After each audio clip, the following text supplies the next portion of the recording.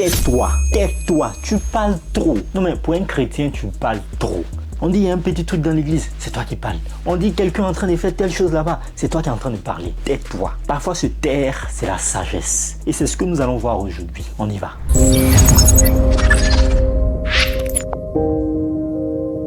Bienvenue sur la chaîne Éclat des Écritures. On est dans la playlist qui se nomme Éclat de sagesse. Et on va pas parler seulement ici de théologie, mais on va parler aussi d'histoire biblique. On va démentir certains faits comme sur la crucifixion du Christ, la résurrection du Christ, etc. etc.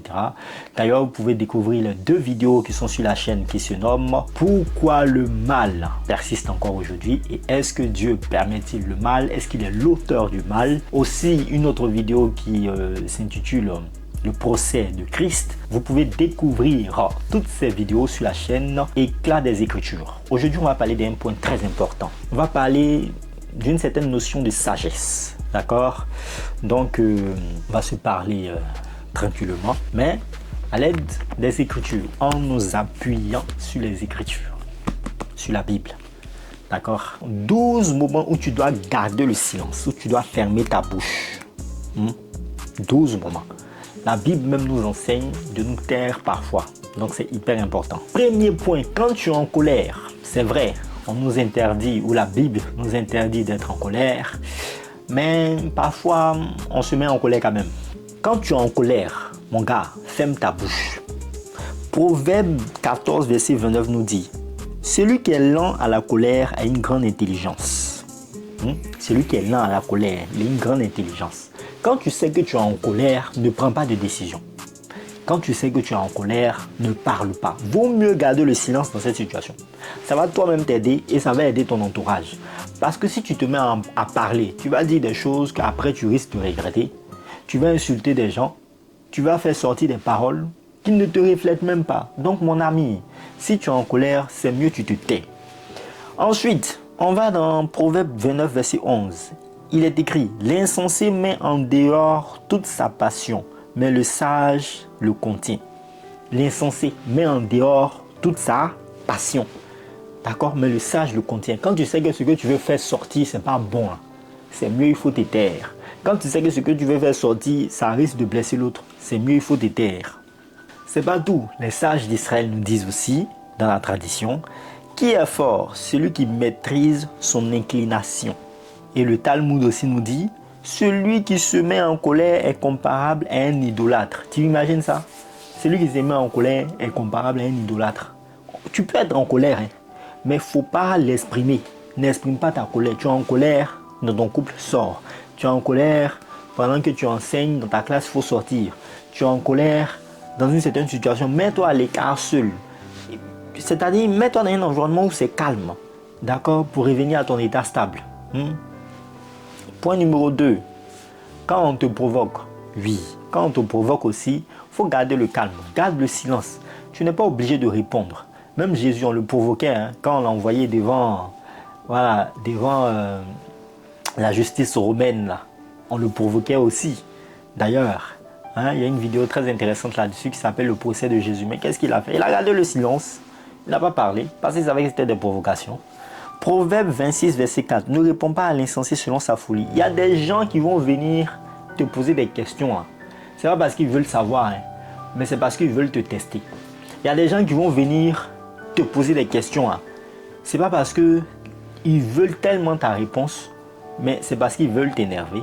Ils veulent te tester. Ils veulent voir jusqu'où ta limite va. Comme ça, tu te tais. La meilleure réponse que tu peux donner à certaines personnes, c'est de se taire, tout simplement. Il ne faut pas te prendre la tête. Proverbe 19, verset 11. La sagesse d'un homme le rend lent à la colère et sa gloire est d'oublier les offenses. Oui, oublie les offenses. Oublie, c'est pas moi qui le dis, c'est la parole, la parole de Dieu. C'est ce que nous sommes en train de lire. Oublie les offenses. Même les sages d'Israël disent: ceux qui sont insultés et ne répondent pas sont comparés au soleil dans sa force. Tu vois, il y a des gens, ils vont t'insulter.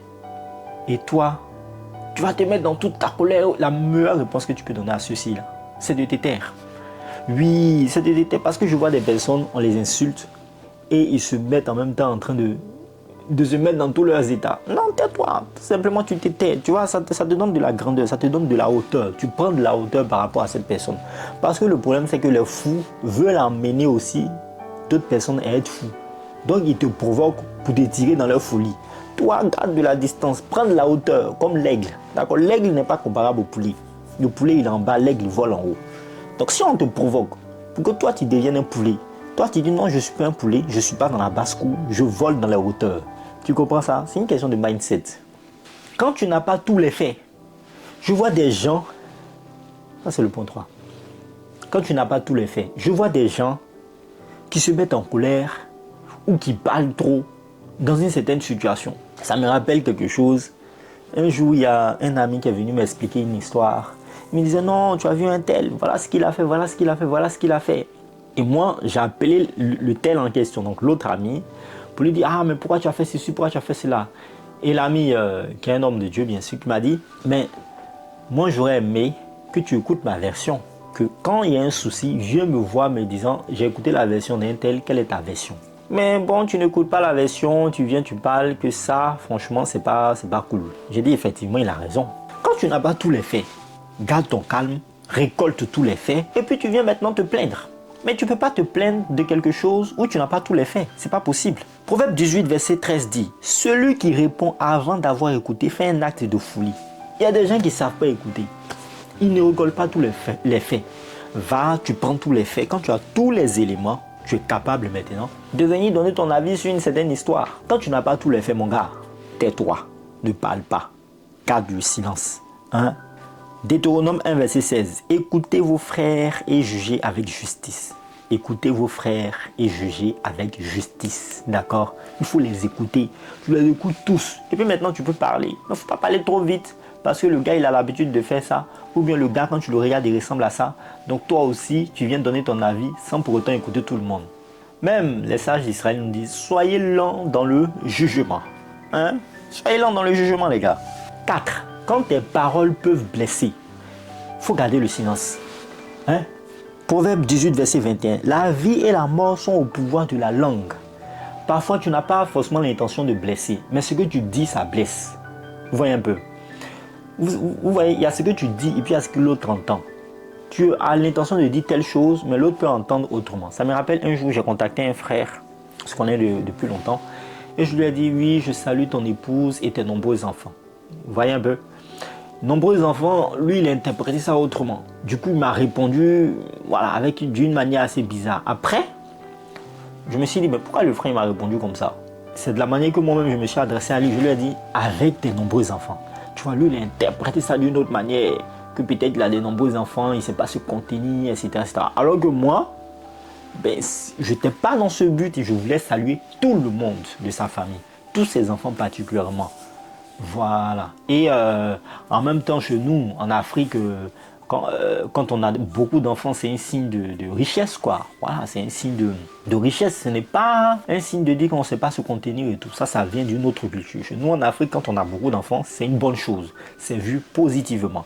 Voilà. Donc, moi, je suis allé dans cet esprit, mais lui, il n'a pas bien pris. Voilà, il n'a pas bien pris. Bon, vous voyez. Donc, il faut faire attention à ce que vous faites sortir. Quand vos paroles peuvent blesser, vaut mieux se taire. Je pouvais dire par exemple, je salue toute la famille. Ou bien je te salue, je salue tout ton entourage. Ou toute la famille. Voilà, ou tout l'entourage. Je pouvais dire ça. Voilà, mais je n'ai pas eu cette sagesse de le dire et j'ai glissé. Je n'ai pas voulu blesser, mais mes paroles ont blessé. Vous voyez la différence? Donc, préserve ta langue du mal. Psaume 34, verset 14. Il faut faire attention à ce qui sort de ta bouche. Parfois, ce qui sort de ta bouche, tu n'as pas l'intention de blesser, mais ça blesse quand même. Les sages d'Israël nous disent ici, la médisance tue 3 personnes. Celui qui parle, celui qui écoute et celui dont on parle. Donc, il faut faire attention. D'ailleurs, on va parler de la médisance et des calomnies tout à l'heure. Point numéro 5. Quand Dieu te corrige, il ne faut pas faire comme Job. Il est dans le pauvre, il parle beaucoup. Et allez, Job, il a...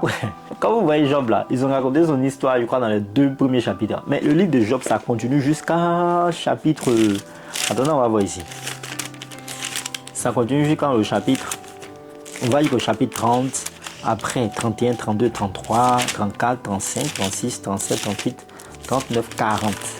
Donc tout ça là, lui et ses amis, Déjà, ils ont fait, quand ses amis sont venus, ils ont fait en direct 3 jours sans parler, mais après ça, ils ont parlé jusqu'en... Toi, tu es dans l'époque, tu parles beaucoup. Tais-toi. Si tu sais que tu traverses une épreuve, garde le silence. Tu n'es pas obligé de parler beaucoup. Non, garde le silence. Psaume 39, verset 10. Je reste muet, je n'ouvre pas la bouche, car c'est toi qui agis. Tu vois, le psalmiste, il sait. Il sait que quand il traverse une situation qui n'est pas facile, c'est Dieu qui est en train d'agir. Il met sa vie entre les mains de Dieu. Regardez ce que Joseph a dit à ses frères. Il dit, vous avez prévu de me faire du mal, mais Dieu l'a transformé en bien. Vous voyez?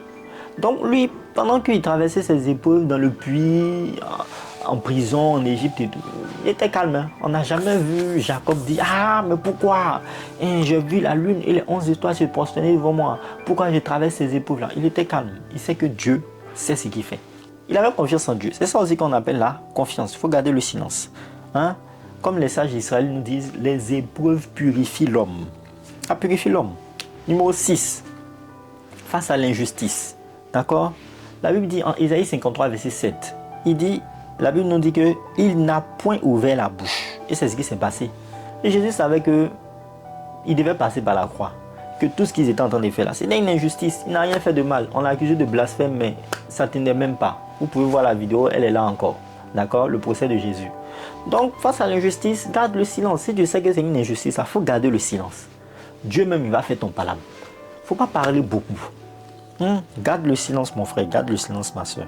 Matthieu 27, verset 12 à 14. Voilà. Matthieu 27, verset 12 à 14. Gardez le silence. Il ne faut pas parler. Hein? La tradition juive nous dit, parlons de Rabbi Akiva face aux martyrs. Il disait qu'il accepta la souffrance en proclamant le schéma sans révolte. Ouais, c'est simple. 7. Quand tu es tenté de médire, mon ami, il ne faut pas médire. Hein? Proverbe 19, verset 16. Tu ne reprendras point de calomnie. Il y a des gens, toute leur vie, c'est le fait de venir dire, tu as entendu ce que l'autre a dit. Tu as entendu ce qu'un tel a dit. Tu as entendu tant a dit. Etc. etc. Hein? Et ça, on peut le voir aussi dans le filtre de Socrate. Parce qu'un jour, quelqu'un est venu dire à Socrate, ah, tu sais ce qu'on raconte sur toi? Socrate dit, attends un peu. Passe d'abord cette information à travers les 3 filtres. 1. Le premier filtre de la vérité. Il a dit, es-tu sûr que ce que tu veux me dire là, c'est de la vérité? 2. Le second filtre, c'est celui de la bonté. Est-ce que ce que tu veux me dire, est-ce que c'est quelque chose de bon?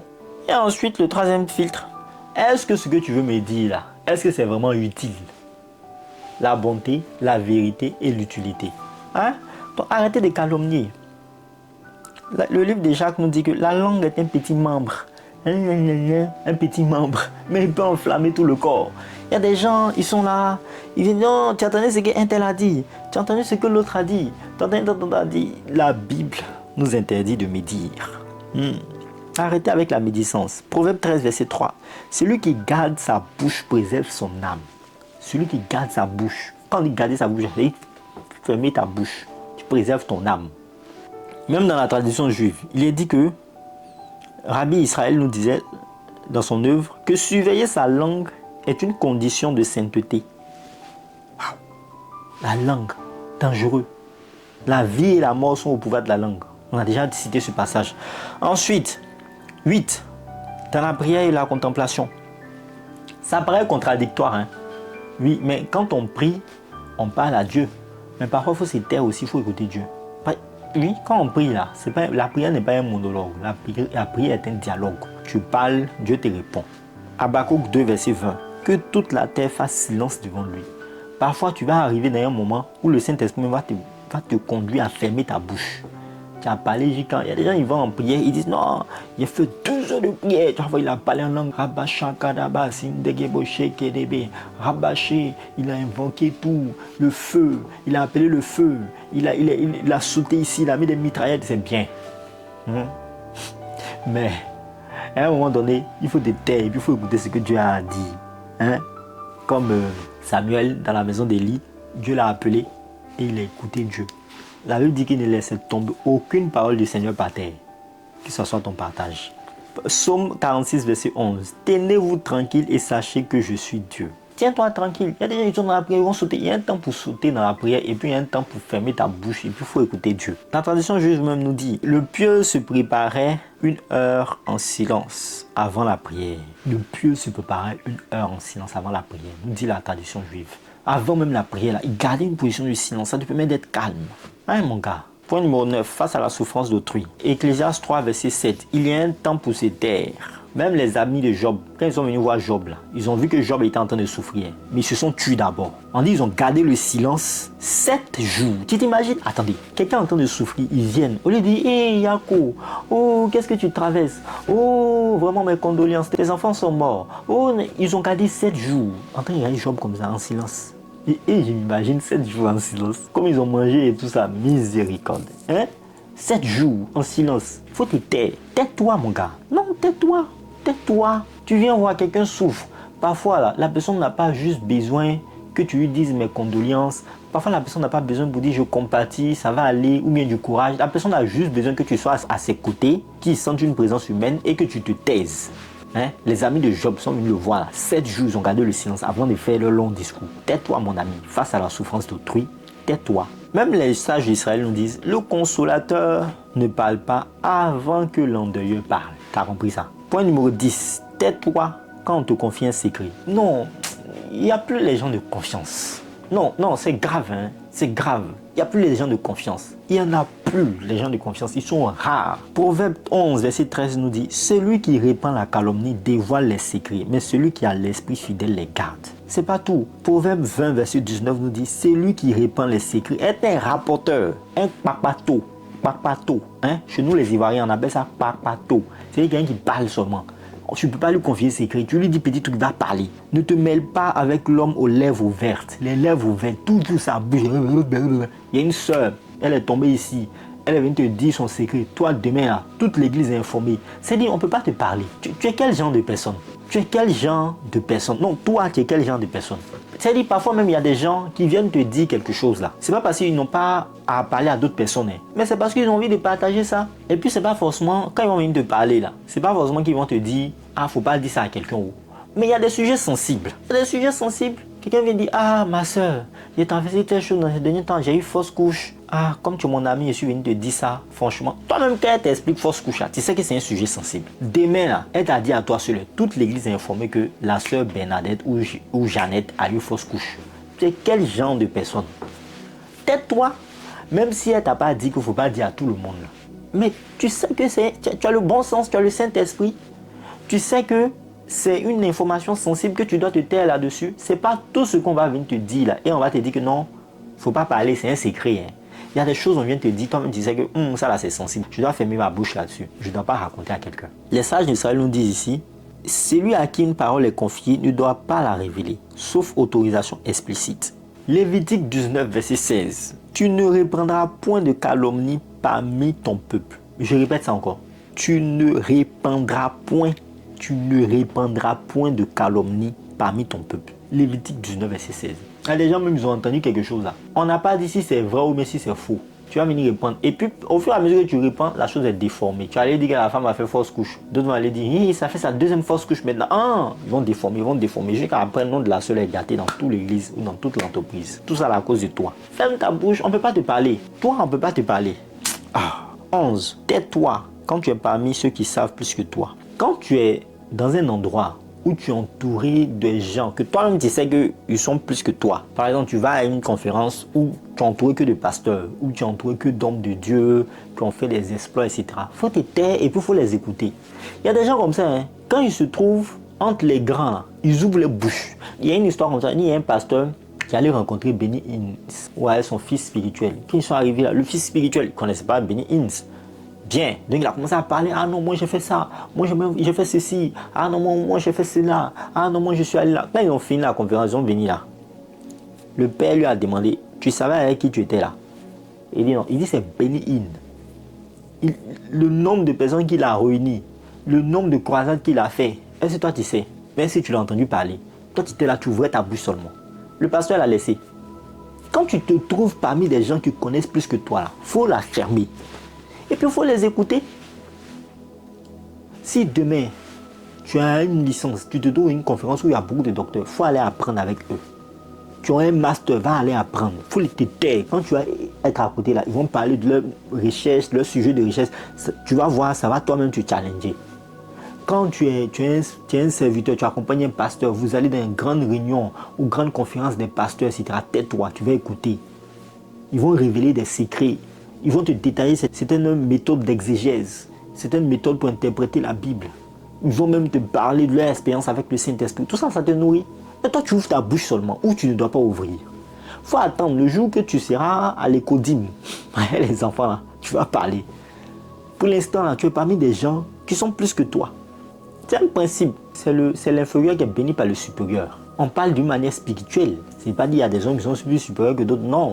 Mais certains ont eu plus d'expérience, plus de contacts, de manifestations. Certains ont eu plus l'occasion de voir la manifestation du Saint-Esprit dans leur vie. Tais-toi et puis écoute ces personnes-là, tu vas apprendre. Toi, tu parles seulement. Tu es parmi les grands pasteurs. Tu n'as même pas encore construit une seule brique. Tu parles. Tais-toi, mon gars. Proverbe 1, verset 5. Que le sage écoute, il augmentera son savoir. Tu te trouves parmi les grands théologiens, Wayne Grudem, etc. etc. Tais-toi et puis écoute ce qu'ils ont à te dire. Proverbe 13, verset 1. Le fils sage écoute l'instruction. Ecclésiaste 5, verset 1. Que tes paroles soient peu nombreuses. Un homme sage ne parle pas beaucoup. Oui, un homme qui est sage ne parle pas beaucoup. Vous voyez, les gens qui sont profonds, qui sont sages, ils ne parlent pas beaucoup. Ils sont là, ils sont calmes. Et puis ils écoutent. Même la tradition juive nous dit, je n'ai rien trouvé de meilleur pour le corps que le silence. Le silence est une clôture pour la sagesse. La logique est simple. Celui qui parle beaucoup montre qu'il sait. Celui qui écoute apprend ce qu'il ne sait pas. L'élève doit parler peu. Le maître doit parler beaucoup. Plus tu parles beaucoup, plus tu transmets ce que tu sais. Donc c'est le maître qui doit transmettre, non. Tu te trouves parmi les grands, les pasteurs, les leaders, les docteurs, les évangélistes. Tu te tais, tu écoutes ce qu'ils ont à te dire. Point numéro 12. Se taire est une marque de sagesse. Oui, se taire est une marque de sagesse, mon gars. La Bible nous dit, Proverbe 17, verset 28, l'insensé, même quand il se tait, paraît sage. Oui. Ecclésiaste 5, verset 1, que tes paroles soient peu nombreuses. C'est-à-dire que dans ta vie même là, on n'a pas dit d'être timide, on n'a pas dit d'être réservé. La Bible nous dit que le Saint-Esprit ne nous a pas donné un esprit de timidité. Dieu ne nous a pas donné un esprit de timidité. Donc on n'a pas demandé d'être timide. Mais il faut avoir une attitude sage. Et l'une des manières d'avoir une attitude sage, c'est le fait de ne pas parler beaucoup. La Bible dit que celui qui parle beaucoup ne manque pas de péché. Et tout homme rendra compte de toutes paroles vaines qu'ils auront prononcées. Il y a des gens qui disent des choses là. Non seulement tu parles, mais ce que tu dis là même, c'est pas important. Ce que tu dis là même, ça ne peut pas faire évoluer quelqu'un. Ce que tu dis là, c'est pas utile. Tu parles pour ne rien dire. Ah, tu sais, la jeune sœur là, la dernière fois je l'ai vue à côté du marché, je ne sais même pas ce qu'elle faisait là-bas. C'est des trucs comme ça. Ou bien, ah, tu as vu ce qui s'est passé sur les réseaux là. Telle personne là, ah, ils sont allés, ils ont mis briques sur sa tête. Et puis la personne là, elle a sauté ici dans l'eau, elle est tombée dans ma mine. C'est des trucs qui ne vont même pas t'envoyer quelque part. Tu as raconté toutes ces histoires. Aujourd'hui, tu es où? Tais-toi, mon gars. Tais-toi. Les sages nous disent que j'ai trouvé que le silence est la meilleure chose pour l'homme. Voici 12 conseils, 12 attitudes ou 12 cas, situations dans lesquelles tu dois garder le silence. Fermez ta bouche, mon gars. On se reverra pour la prochaine fois. N'hésitez pas à vous abonner à la chaîne Éclat des Écritures. Ici, on parle des Écritures, bien entendu. Ici, on parle de l'histoire biblique. Ici, on parle des questions très importantes comme pourquoi Dieu permet le mal, la crucifixion du Christ. On parle de théologie, on parle de la résurrection du Christ, etc. etc. Donc, n'hésite pas à t'abonner. Et puis aussi, on parle aussi des sujets pour changer notre mindset. Des sujets pour changer notre mindset. Et dans la playlist Éclat de sagesse. Ne vous éloignez jamais des Écritures. Elles nous montrent le chemin, qui est Jésus. Au revoir.